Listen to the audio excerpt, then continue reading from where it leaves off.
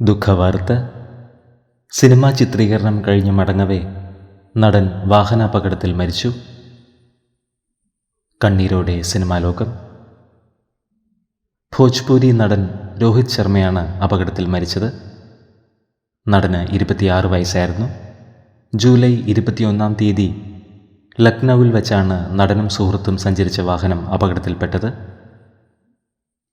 നിയന്ത്രണം നഷ്ടപ്പെട്ട ട്രക്ക് രോഹിത് ശർമ്മയും സുഹൃത്തും സഞ്ചരിച്ച ബൈക്കിൽ ഇടിക്കുകയായിരുന്നു. ഗുരുതരമായി പരിക്കേറ്റ രോഹിത് ശർമ്മയെ ഉടൻ തന്നെ റാം മനോഹർ ലോഹിയ ആശുപത്രിയിൽ എത്തിച്ചുവെങ്കിലും ചികിത്സയിലിരിക്കെ മരണം സംഭവിച്ചു. നടൻ്റെ സുഹൃത്ത് നിലവിൽ ചികിത്സയിലാണ്. നിരവധി ഭോജ്പുരി സിനിമകളിൽ വേഷമിട്ട നടനാണ് രോഹിത് ശർമ്മ.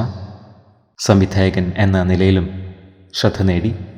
ആത്മാവിന് നിത്യശാന്തി ലഭിക്കട്ടെ എന്ന് നമുക്ക് പ്രാർത്ഥിക്കാം.